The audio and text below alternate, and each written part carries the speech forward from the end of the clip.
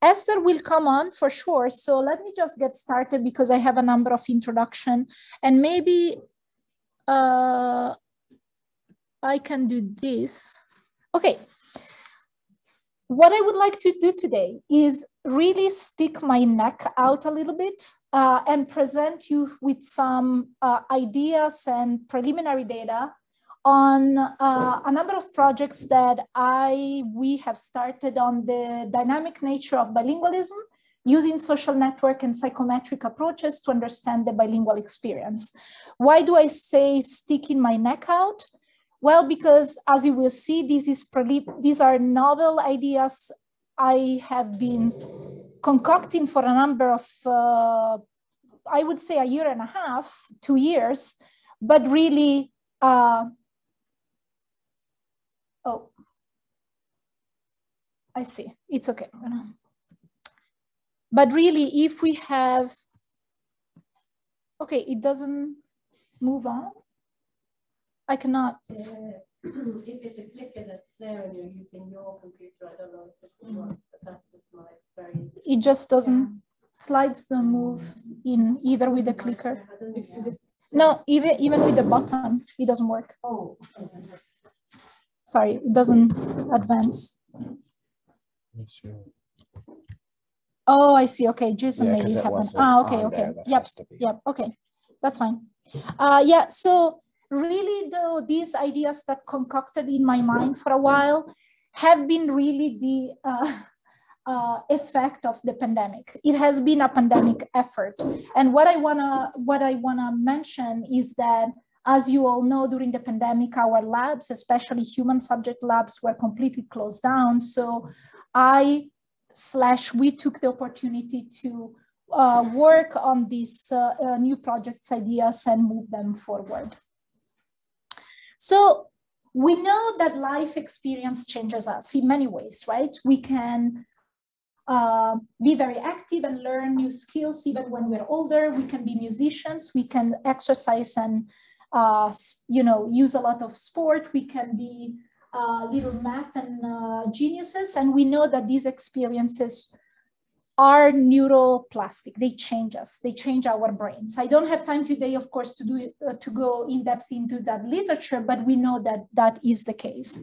And so we also know that bilingualism is a reality for the world. So this is just a map that you can see. And, basically the darker the green you see here, the more multilingual, the more languages are spoken in a certain area. So, the glance here, the goal is to show you that, bilingualism is really endemic in the world by multilingualism. More people speak more than one language, more than one variety. And of course, we do not distinguish the brain. I always say that the brain does not have political boundaries. The brain does not distinguish between a dialect and an official language.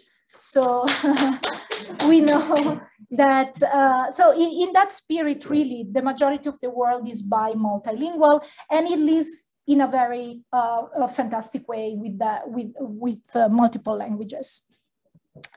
And we also know that, of course, the idea and the research on bilingualism has really grown enormously in the last 25, 30 years, right? And it has changed a lot. And I hope with the research I will present you today, but also with the research that many of us do here in the group, it's really a sign that it's changing. So the research on bilingualism has grown enormously. There was 2 years ago a special issue on Science, on language and the brain.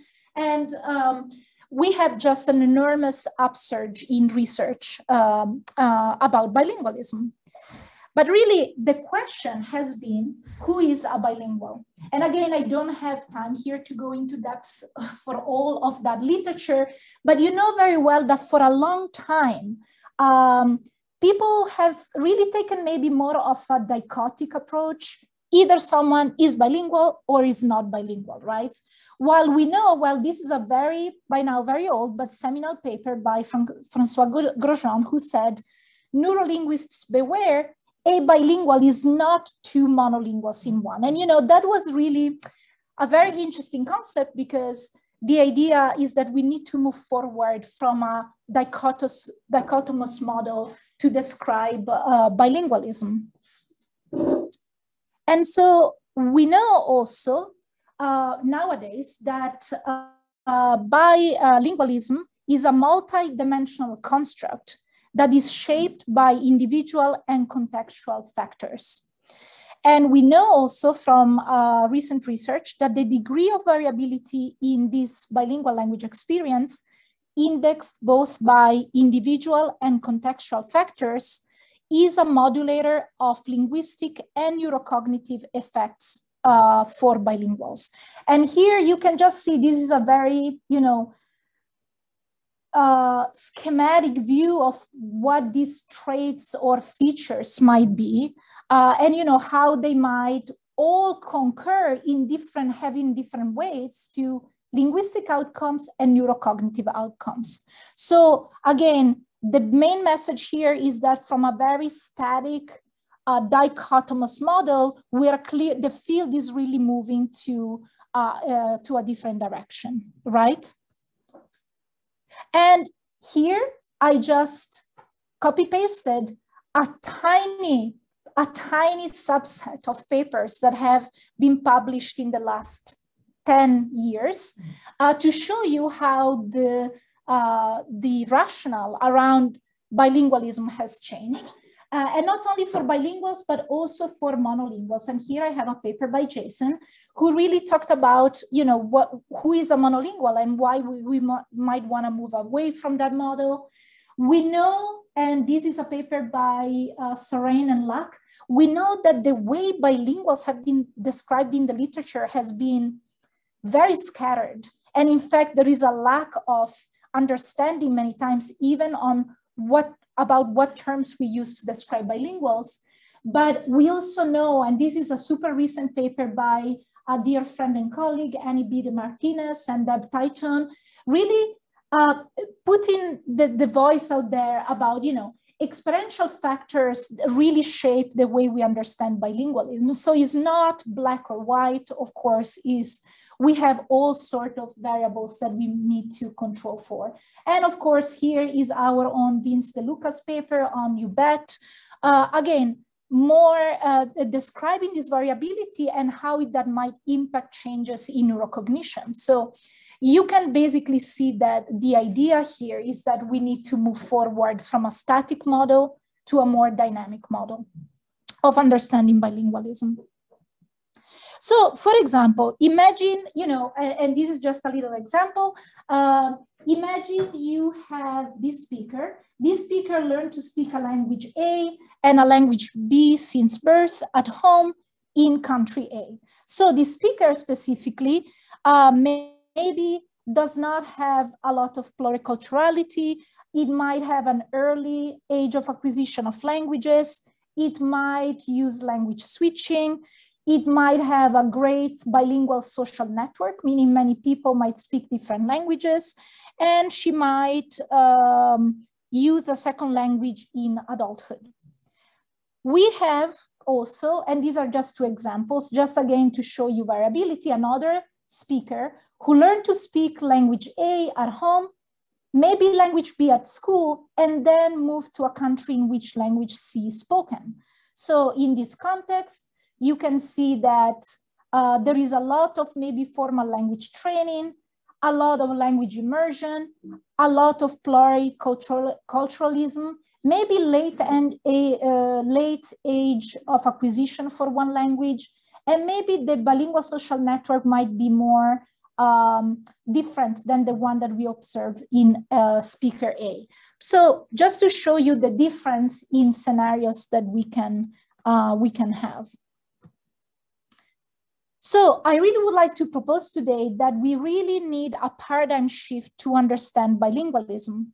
We know to date, actually, a lot of studies assess bilingual language experience utilizing great, really complicated and complex experience tools such as extensive language history questionnaires, or by assessing language proficiencies using objective measures of proficiency, both in comprehension and in production. And we know that lately, there has been a new shift in research that has pushed the field a little bit further. So here I have for you just two of, by now, seminal papers by my dear friend and colleague, Jason Gullifer, and the group of Deb Titone, that have, taken the lead to say, well, with these formal measures, we can actually create indexes that might be very useful for us to understand bilingual language diversity use. For example, using language entropy measures. So in what realms of our life do we use more linguistic coherence or less? And what I think is really incredible is that we can correlate those measures of entropy to differential changes in cognitive and neural functioning. So there is a connection between variability in bilingual language use and neural and cognitive outcomes. And that has been the change, the boosting paradigm shift. We also know that, other recent studies have used actually social network science to describe the bilingual language diversity of a bilingual speakers. And this is the paper by Mergoltiv and colleagues, which is beautiful. And in a later study by Viorica Marian and Hayakawa, they have used actually some formal modeling to really see who is more bilingual. So kind of fitting a model onto types of bilinguals. And I think this again is a great paradigm shift.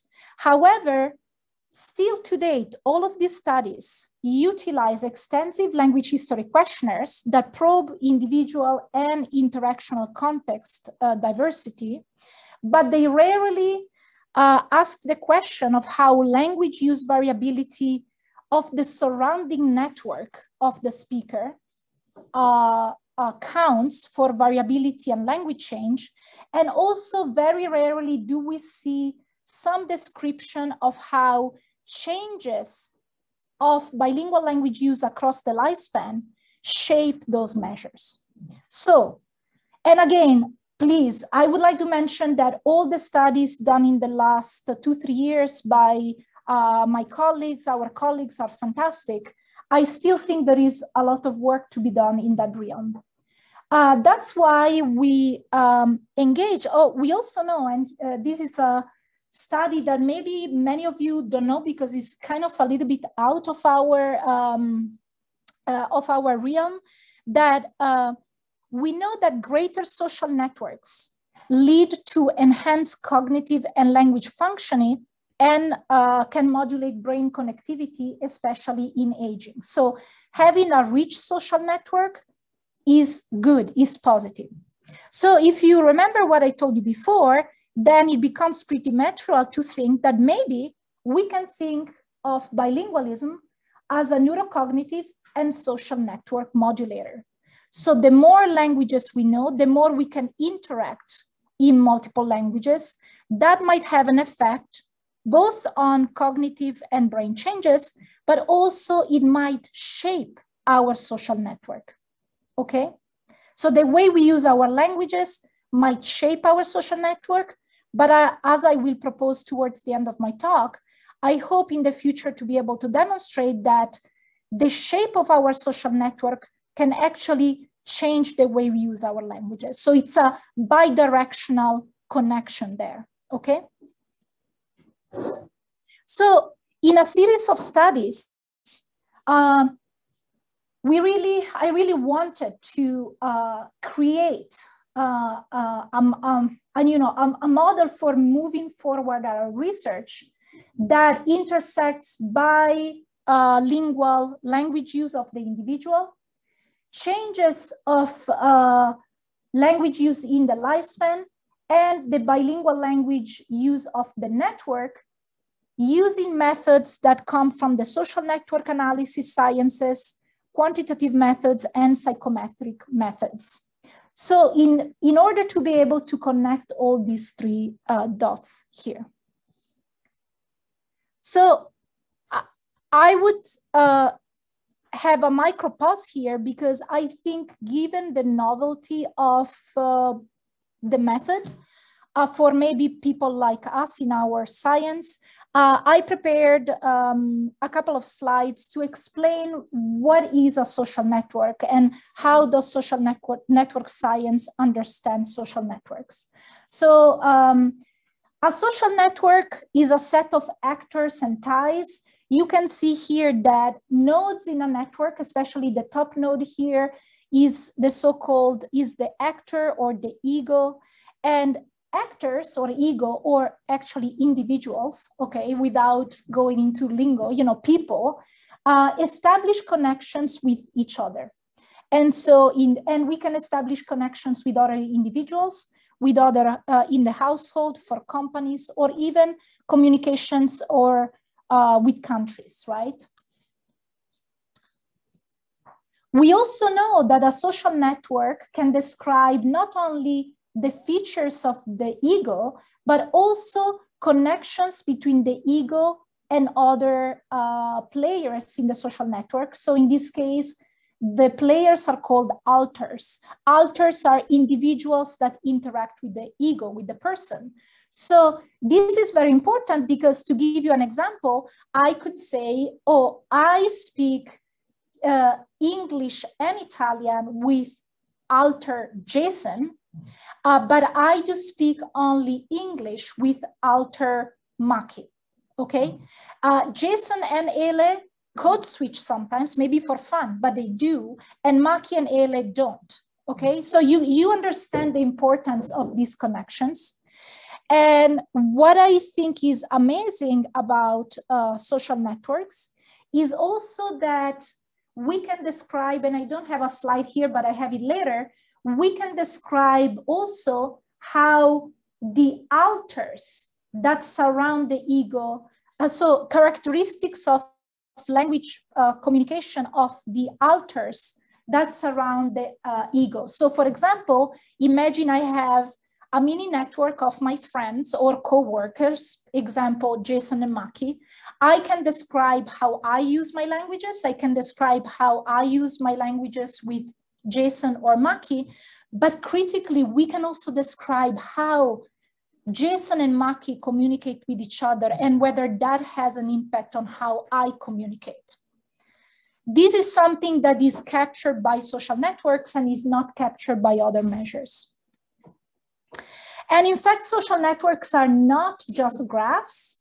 Of course, we can have beautiful graphs and you will see some of those graphs, but through statistical models, we can have numbers, variables that we can use for our research to correlate data with neural data, cognitive data, and so on and so forth.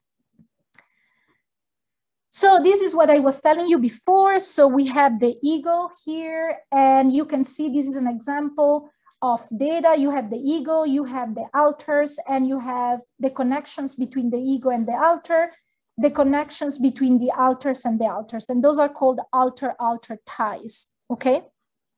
And so this is normally called an egocentric or personal network type. We also have sociocentric networks, but I'm not gonna talk about sociocentric networks.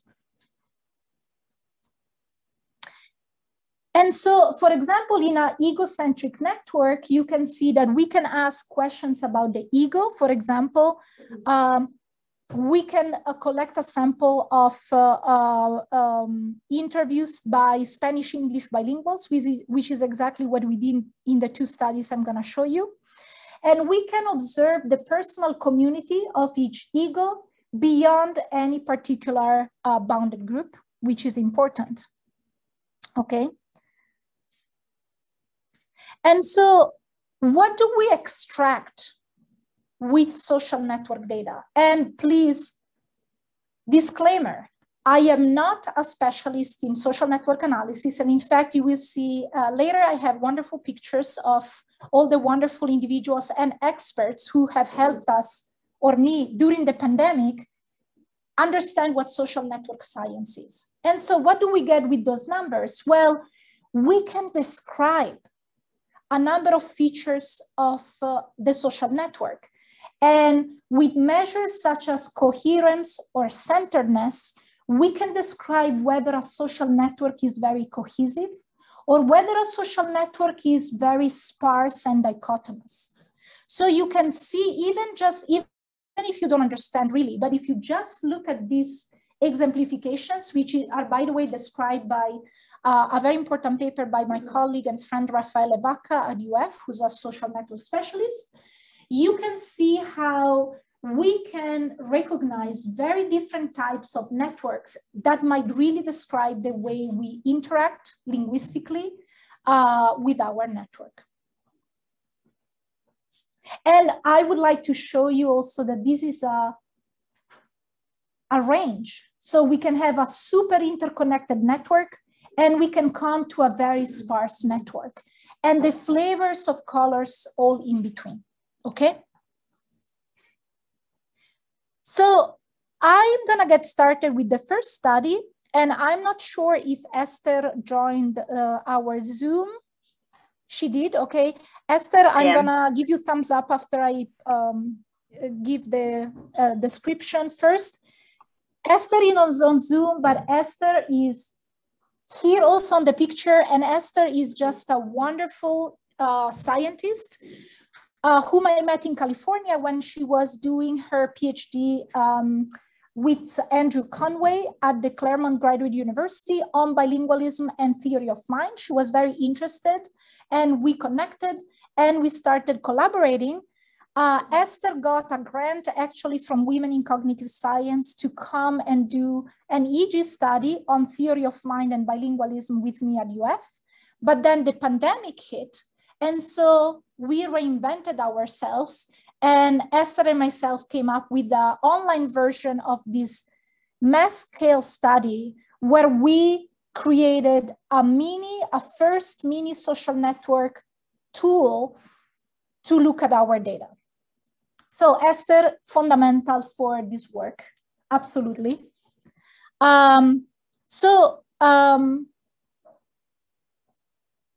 So what did we use as measures? So in this grand scale study, we used a number of measures. You can see here some of those measures, you know for sure. The language experience and proficiency questionnaire. Participants completed language and social background questionnaire by Anderson, the switching questionnaire, and also our own created mini social network interview based on the method by McCarthy, who's also at UF. And in this mini social network, we asked questions about communication abilities, language switching tendencies, both in childhood and in adulthood. So that's the time domain that we are really interested in. We call it the mini social network because you will see differently than the second study where we launched a fully fledged social network study that for which the interview lasts about 2 to 3 hours, because that's exactly how you do social network interviews, not through a language history questionnaire. This one is a mini scale. So as you will see also for the future direction, we are planning to replicate this and eventually make it a tool that we can use in bilingual language research. You can see that because the study was online, we have a sample of over 220 people of college students based in Southern California, Florida, and Texas. And all together, all these tools gave us about over 100 variables to look at. So Esther, I might, well, actually, before I give the floor to Esther, this is something that now you should pretty much understand. We had questions about language use in the ego, so the participant. We asked about language practices between the ego and alters, and also the alter ties communication features, okay? Both during childhood and presently. So it was in 2 times of their lives. Esther, I'm gonna give you the floor if you can open your mic. Yeah, can you hear me? And can you hear me? The volume.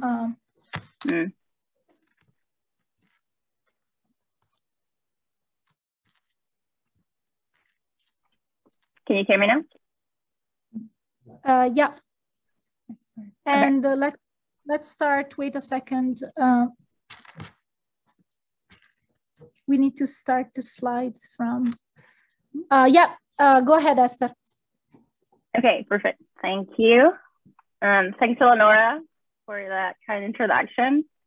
And just to clarify that for our mini network, we actually only asked participants to talk about 5 family members.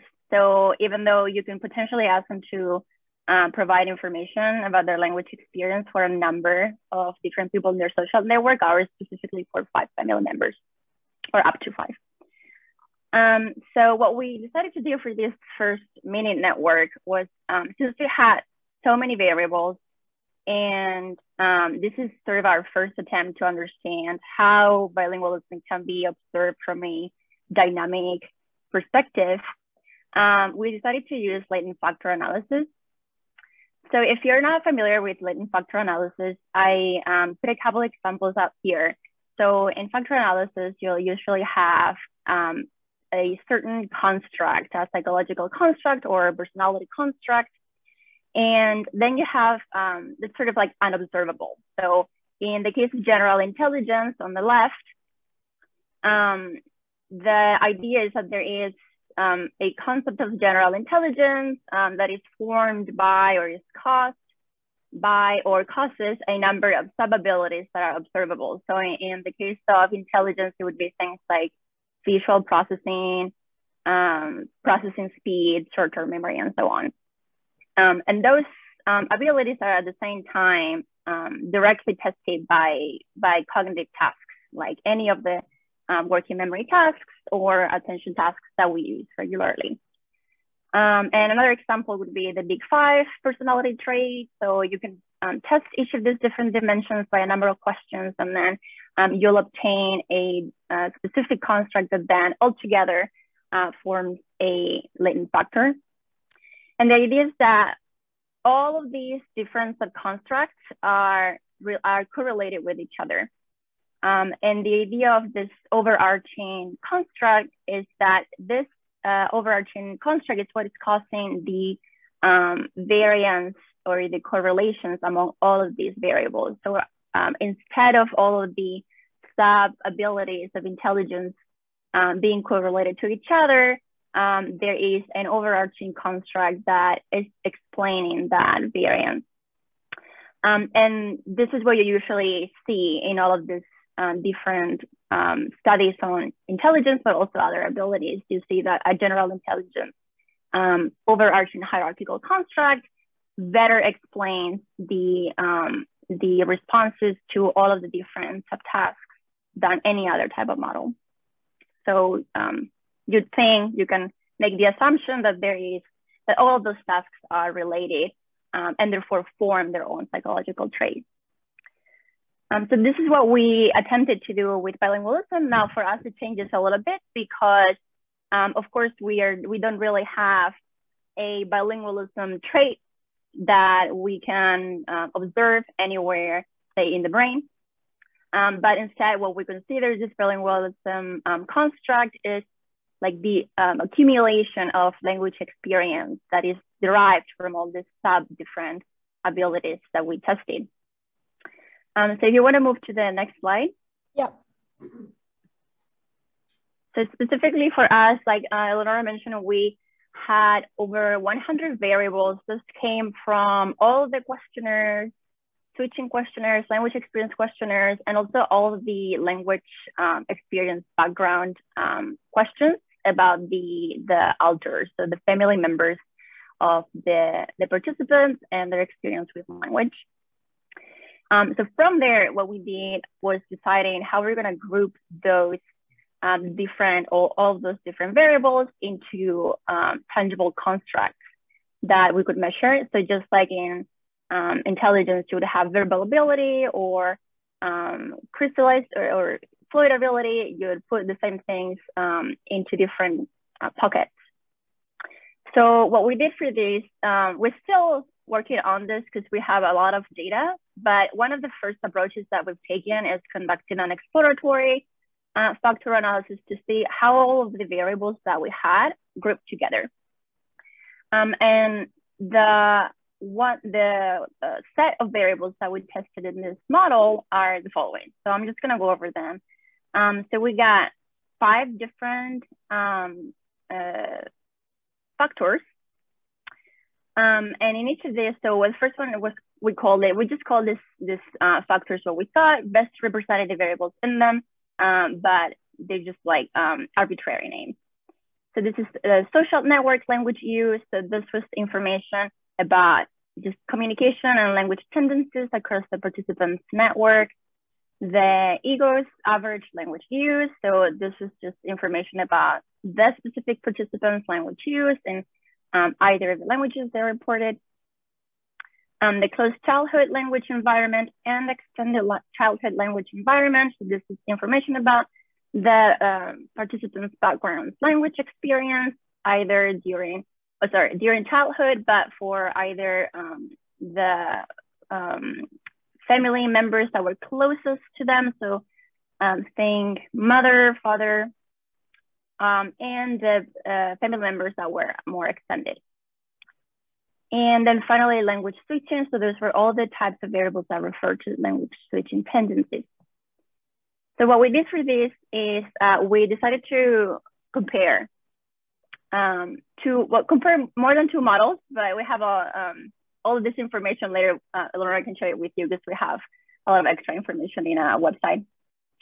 But the 2 main models that we did want to compare were a hierarchical model of bilingualism compared to a bifactor model of bilingualism, or what we called it of language experience, for better use or for lack of a better term.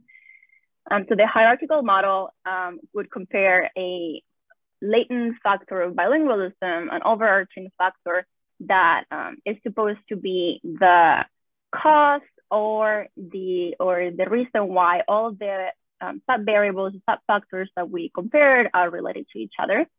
So this is the one on the left. In this one, what we would be suggesting is that all of the sub variables that we constructed, the network language use, the participants language use, the language switching factors, and so on, all of the relationships among them would be caused by or would be related to some specific bilingualism construct. So ideally, that would mean that there would be one thing technically that you could potentially measure in a single person that would be bilingualism, and you could get, say, a score, because it all comes to the same thing, just like we had for general intelligence. On the right-hand side, we have the bifactor model. So in this one, instead, what we're trying to see is if the different subcomponents that we identified in our data would be better represented by a model in which all of them would be related, but would not be directly caused by some overarching construct. So where you allow those factors to be correlated, and instead of like there being one single bilingualism thing that causes them. In general, so there's, if you're not very familiar with this approach, there's a lot of fit indices that you can use to understand, to estimate whether the model is appropriate or whether it provides the best fit or not. In general, both of them are still a little farther away from great fit. So from having a perfect fit that you could say this is a perfect model of language experience, for example. But that was something we expected, since we don't really have all of the different dimensions that we think language experience is composed of. We did find that in our case, so the right hand model in this side, the bifactor model, provides a better fit than the hierarchical model on the left.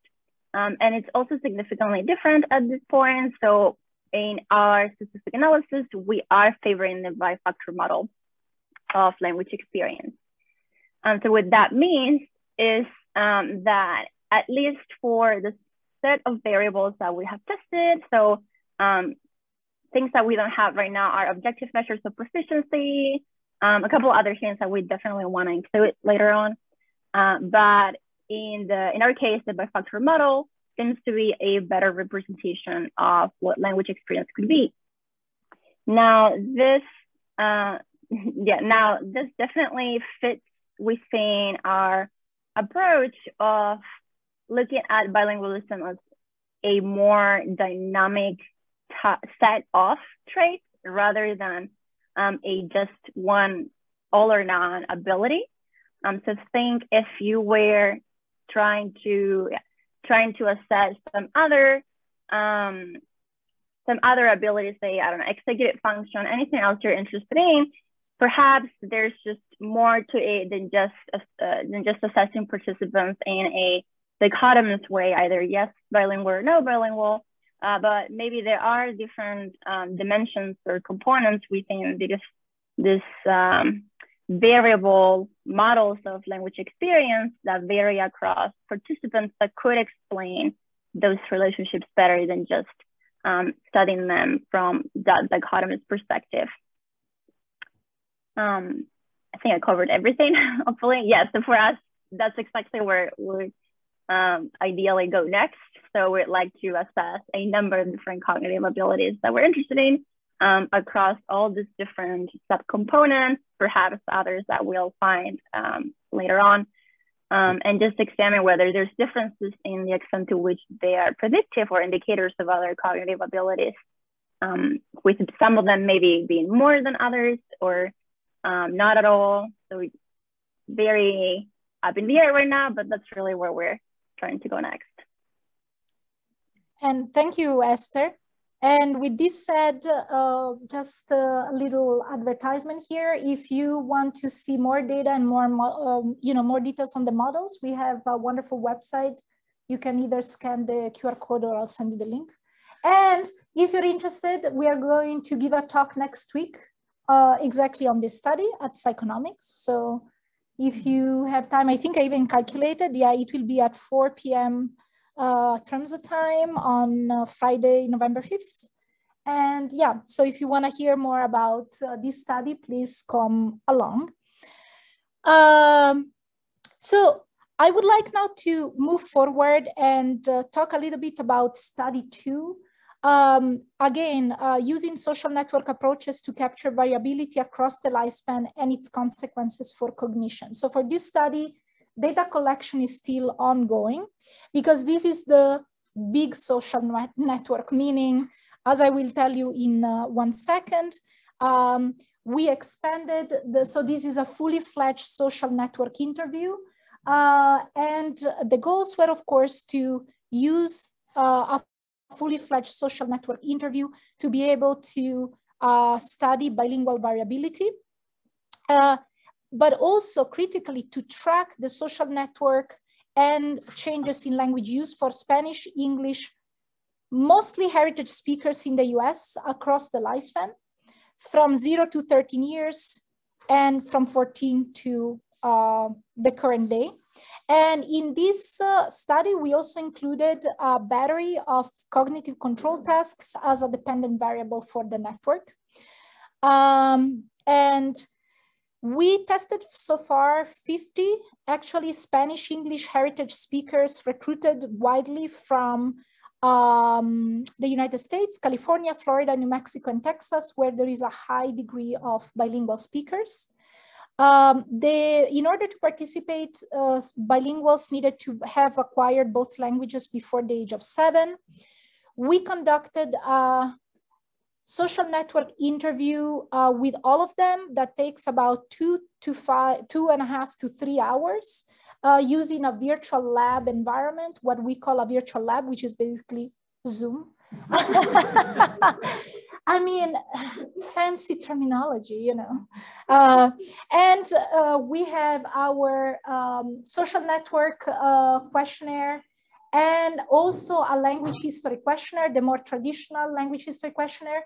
And we used an online tool, which is called TATOOL, developed in Switzerland and the Netherlands, to have online measures of a Stroop task, flanker, and the Simon task.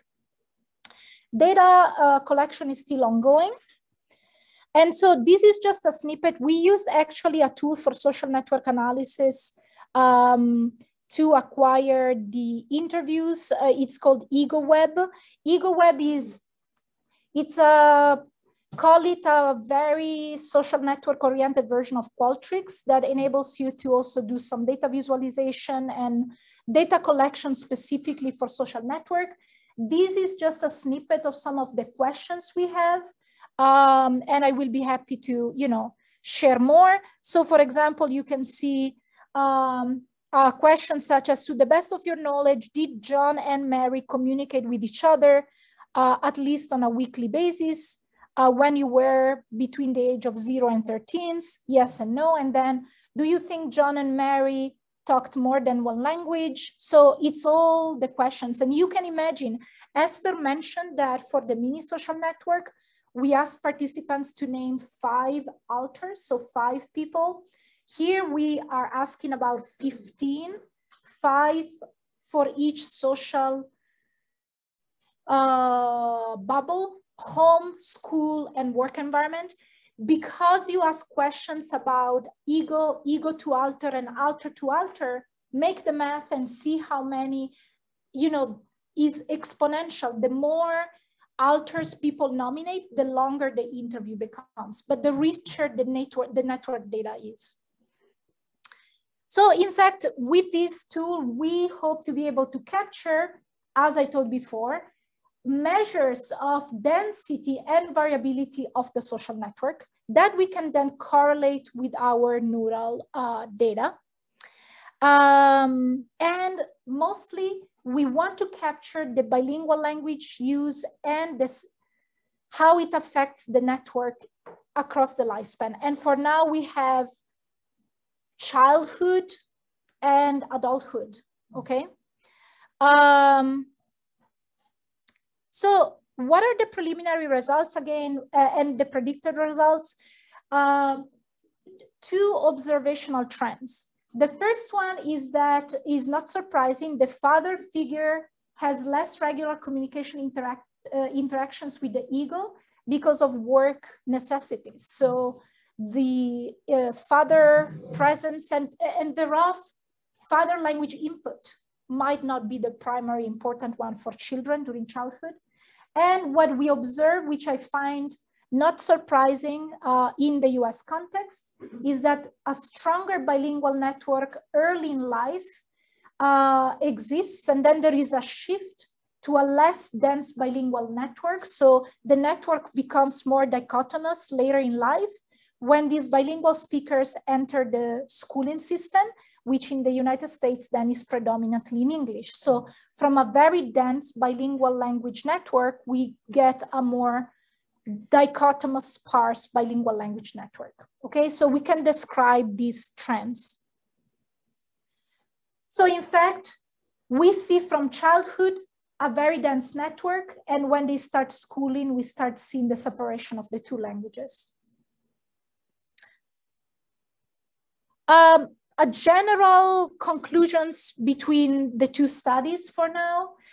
We really would like to use social network and psychometric science to better describe and capture variability in bilingual language experience, both at the individual level and at the community network level. We think this data, this research has the potential to cast causation ties between bilingual language use and changes in social network, and conversely, capture how changes in the social network might shape changes in bilingual language use at the individual level and at the community level. And we hope that we can better capture how changes, or lack thereof, in bilingual language use across the lifespan might modulate and predict neurocognitive and neurosocial measures for the future. Future directions, as Esther mentioned, for study 1, we are still, crunching a lot of numbers, or actually Esther is crunching a lot of numbers. She's the total data guru here. But, you know, we are really hopeful and willing to run a validation study in order to be able to generalize this mini social network for feasible use in bilingual language research, because you can imagine that the the social network questionnaires such as we have in study 2, unless you have a multi-day study, is not feasible. Like an interview of 3 hours and then an EEG session and an MRI is like too much, right? So we really want, if the data pans out as we like, we would like to validate this and make it a tool for actual use in our science. As we were mentioning, this study was part of a larger study where Esther and myself are looking at theory of mind capabilities in bilinguals versus less bilingual speakers. And so we will try to correlate the social network data to theory of mind capabilities. And of course, the prediction is that the more bilingual you were during childhood, the better you are in the theory of mind task, the director's task that we have used. And for study 2, of course, we want to collect more data on a variable set of bilinguals and analyze basically the data, because so far we are still at the stage of collecting the data. Why do I think all this is very important for our field? The future directions I really would like to go, and this is also what I want to discuss with some of you. Actually, I already started discussing with some of you future directions for this line of work. Me and Esther are really interested in mapping language change in bilinguals and changes in their social network in older adults. And why that might be the case, because we know that bilingual language use can change drastically, or not drastically, but, and now my lexicon fails me, like a little bit at a time, due to shifts in occupational and social routines. So we really want to track these changes and correlate them with neural and cognitive measures beyond what we have done so far. But also, I am very excited because there is an emerging literature in the social network science suggesting that we can use social networks as an intervention tool. What do we mean by that? We mean that we can try to explain social phenomena and use them to shape and to create an intervention for our communities. So I really would like to move forward with this research by demonstrating that we can use network analysis to inform interventions to, for example, promote behavioral change.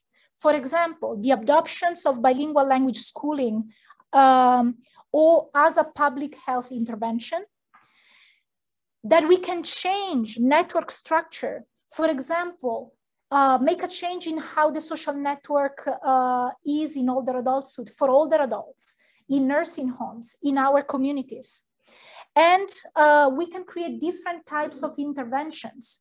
We might, thanks to social network science, we might identify intervention leaders, such as parents, teachers, community leaders, that might really create significant clusters and groups of networks and change our behavior in society and for our health, by the way.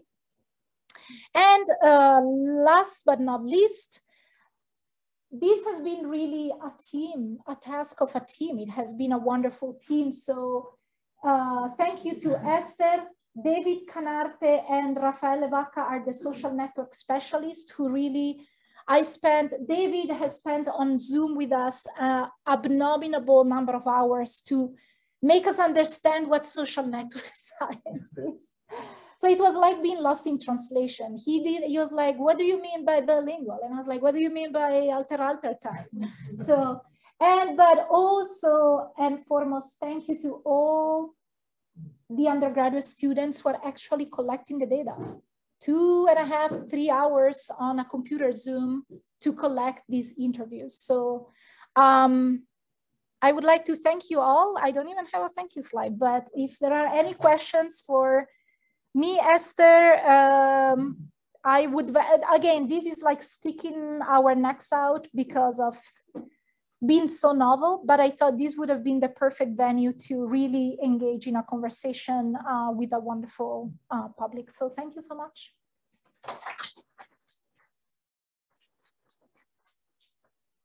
How does the data collection proceed? In these 2-3 hour interviews, like what exactly would you just take? Yeah, so okay. Thank you for the question, Gustavo. So social network specialists tell you that you have to do an interview in person.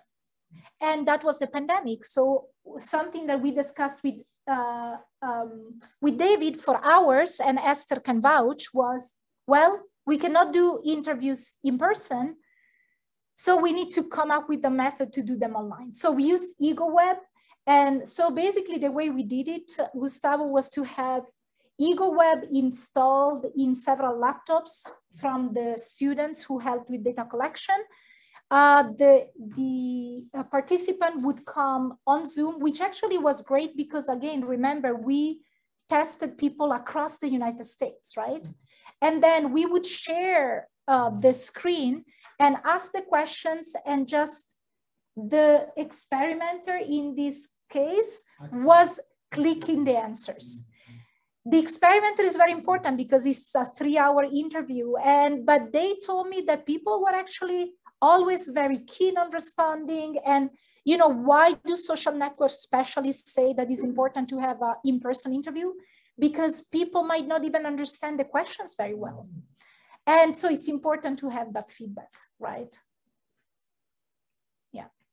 The mini version that we had with Esther was so micro, so mini in a way relative to the fully fledged one, that it was fully online. So participants, boom, did it. But the questions were super easy and short. So the moment you cast out a little bit, I think you need a face, you know, an interactional data collection.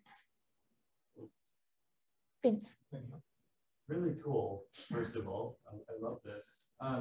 Just a preliminary question. So a lot of these are kind of assuming the node, your ego, has alter ties, and not everyone's alter ties are necessarily going to be the same. Like some people are only children, some people, you know, may not have grown up with parents in the home. Yep. Right. How does the model deal with that if certain situations just don't apply to a certain person? Yeah, so for social network data to be representative, the N needs to be very large. Okay. And so you can say, for example, so actually David, you know, trained us, and when we were thinking about what we need, how you ask about the alters. In social network science, people ask, okay, we would like you to nominate up to 5 family members. Mm-hmm. Up to. Some people say I just have 1. It's okay. But then you need to have a large N to be able to have a representative sample, pretty much. And you can show that variability. So, you know, what I think it's possible to observe is, of course, especially if you take a person and you ask in an older age, the social network is highly reduced, right? So you might ask, name 5 family members. Maybe they're all gone, dead, right? So then, so then these are all details that you need to figure out before launching a social network, interview. In fact, for the version that we are thinking that I really would like to move forward for older adults, we will need to change a bunch of questions and prompts in the social network interview to cater to the population that you will test. Does it answer? It does, yeah. Yeah. There's more discussion, but that makes a lot of sense. Yeah. Thank you.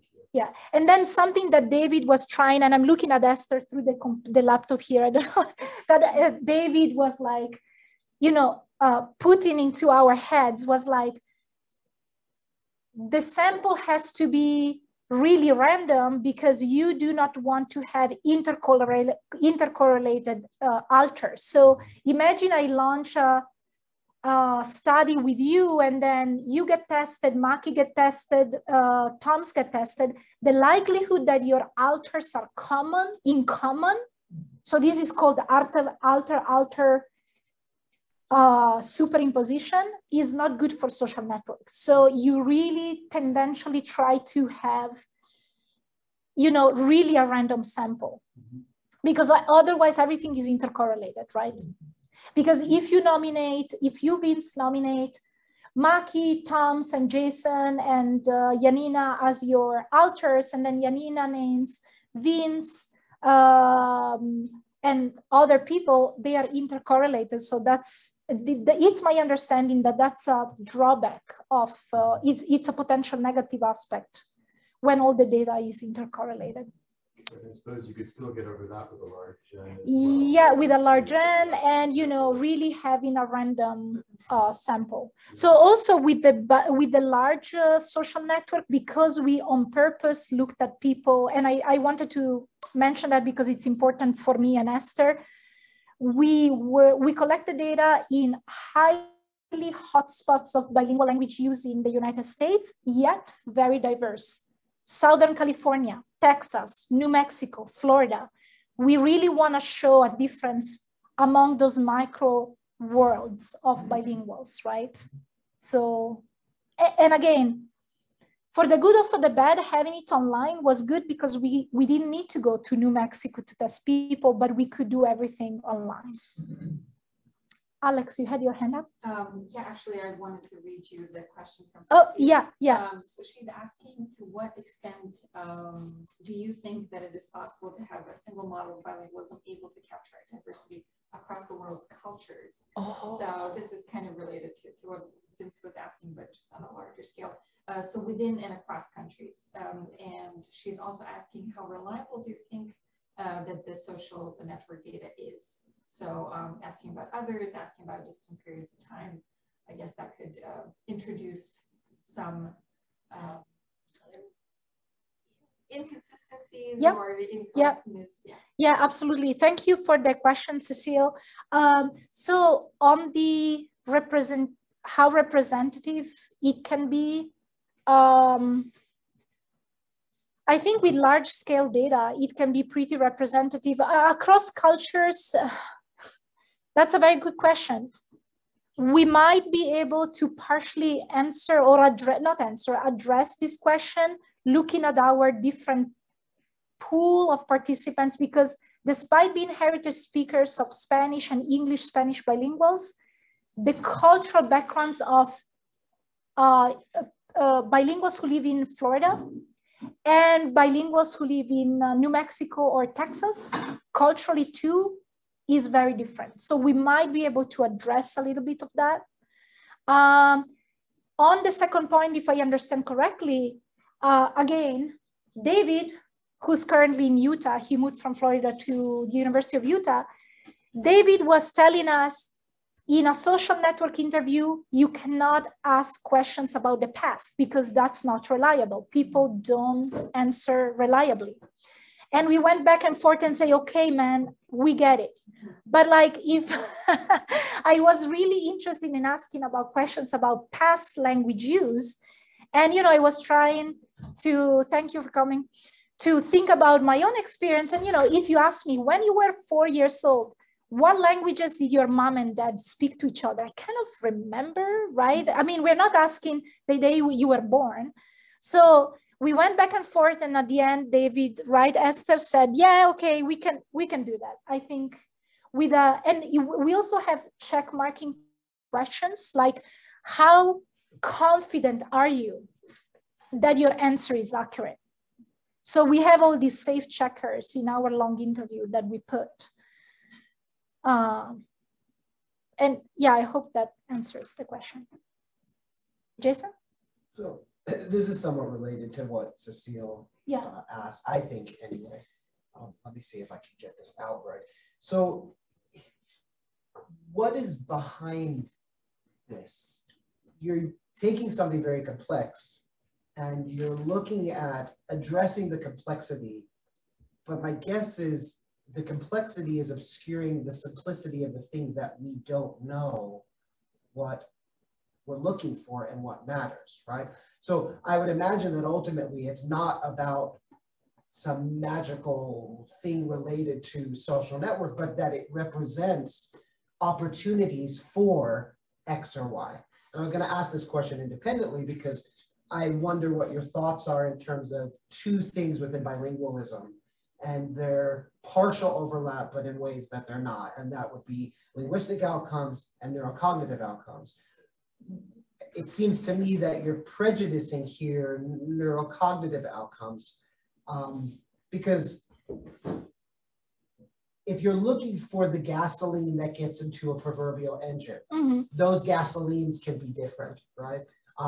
Quality and quantity of input will always be part of a factor that leads to whatever proficiency, however you're defining it, comes out to be.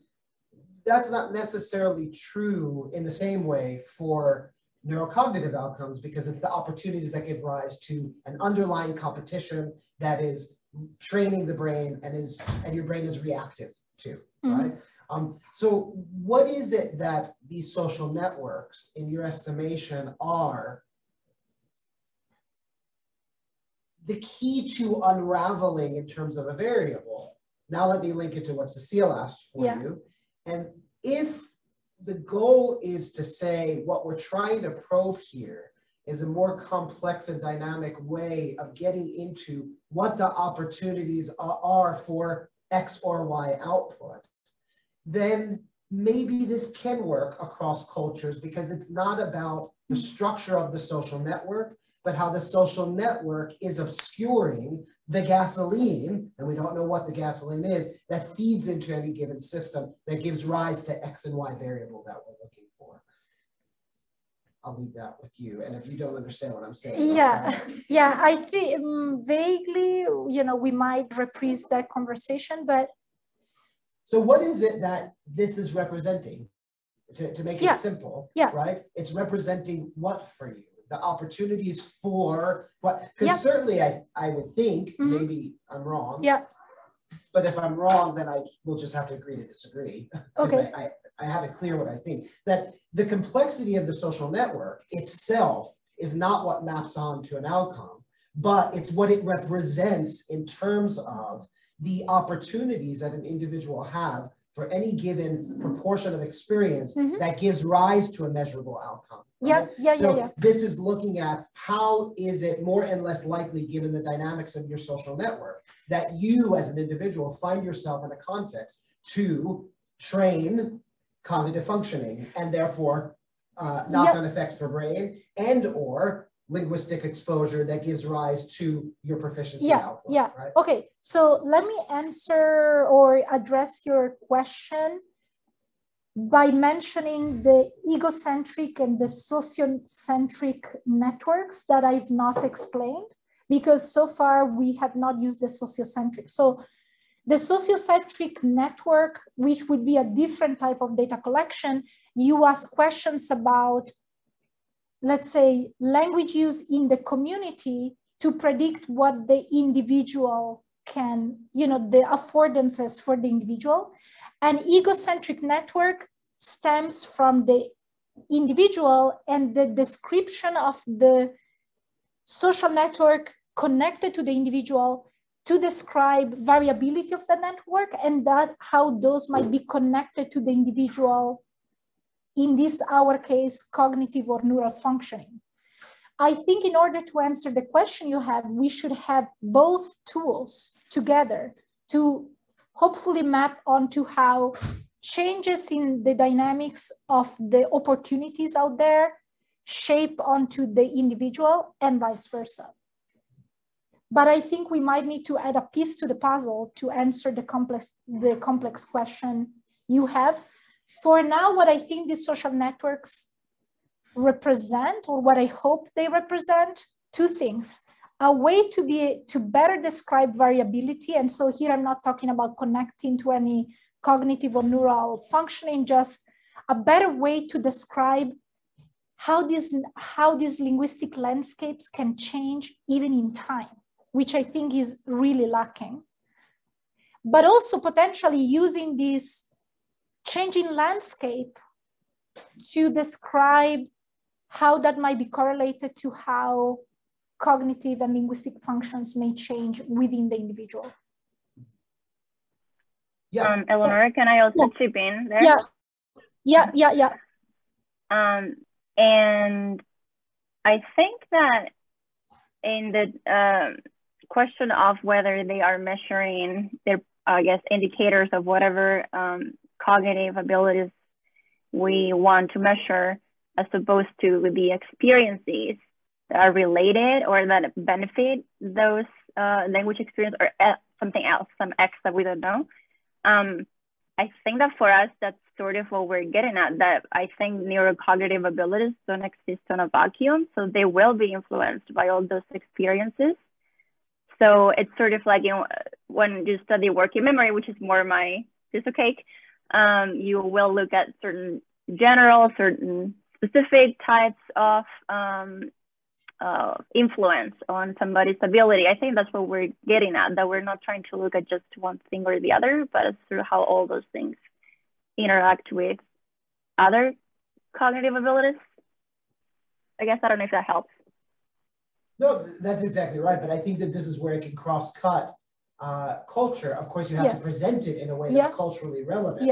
But the point to be made is that it's not the social network itself.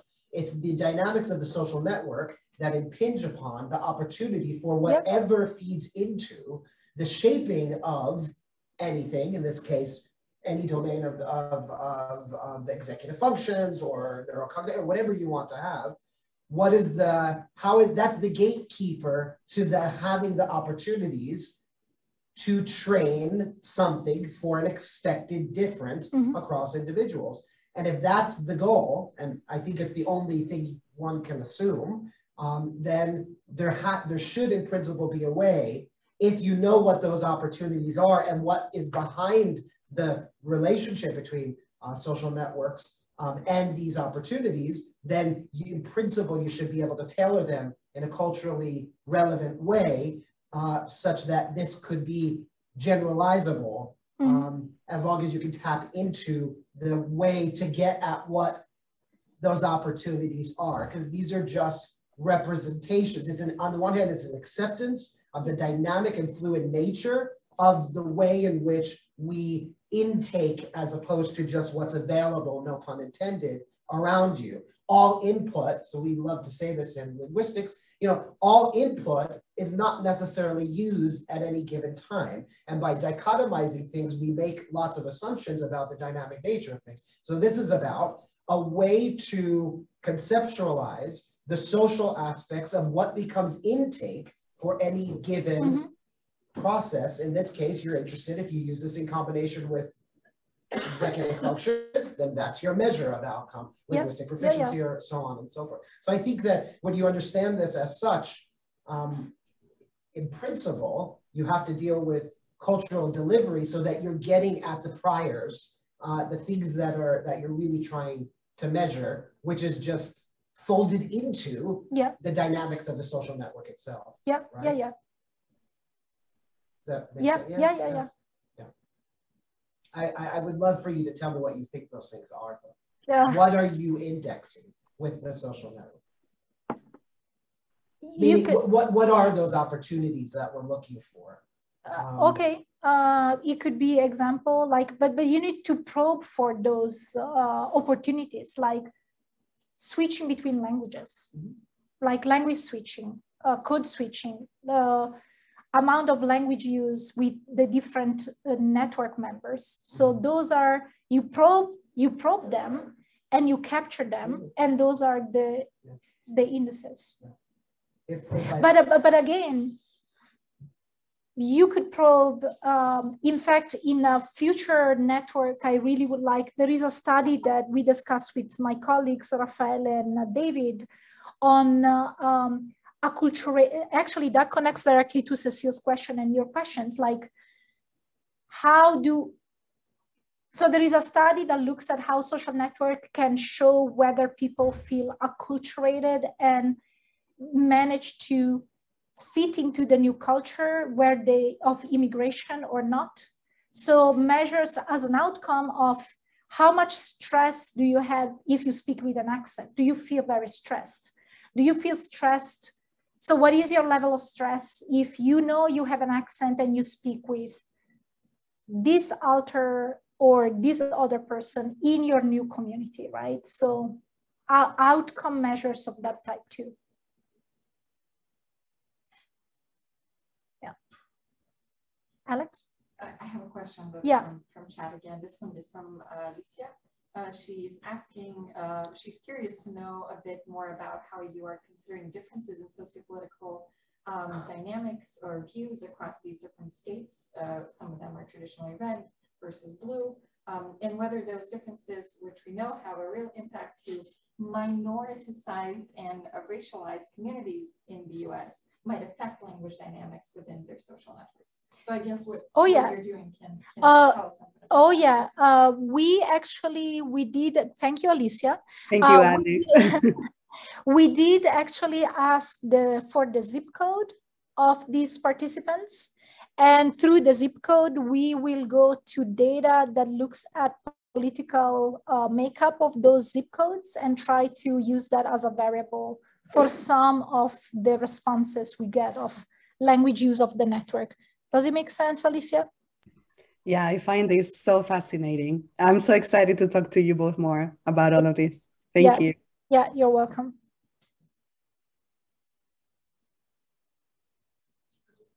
Oh yeah, I wanted to ask you, and I think this is kind of like looking at the future and what you're going to use this in the future, but can you tell us more about some predictions on how the social network makeup could affect neurocognitive outcomes, language processing? I mean, I'm aware of some of the research on like acquisition of particular linguistic features and how social networks affect that. I think Lev worked on that, and probably a bunch of other people by now.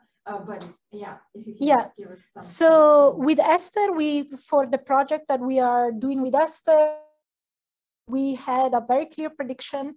We think that a more dense network, bilingual network in early childhood is predictive of better performance in the theory of mind task. Theory of mind is, of course, the ability to relate to and understand others beyond your own understanding. And we know that theory of mind is fully developed by age 6 or 7, even though even in adolescence there is some variability. Esther, correct me if I'm wrong. Esther, by the way, has a number of fascinating papers on bilingualism and theory of mind. So she's one of the few ones who has published on that. And so our prediction is to be able to demonstrate that denser, tighter bilingual social network in childhood is connected to better theory of mind performance. And likely so, for example, predictions for future data.